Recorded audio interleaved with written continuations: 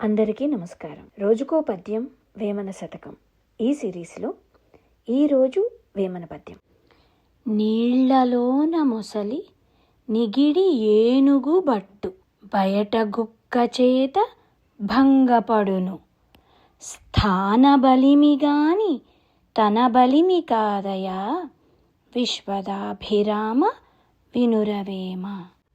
దీని అర్థం ఏంటంటే, నీటిలో ఉన్న మొసలి ఏనుగుని చాలా బలంగా పట్టుకోగలదు. కానీ అదే మొసలి నేల మీదకి వస్తే ఒక చిన్న కుక్క చేతిలో కూడా ఓడిపోతుంది. మొసలికి నీళ్ళల్లో ఉంటే బలంగా ఉంటుంది, కుక్కకి నేల మీద ఉంటే బలంగా ఉంటుంది.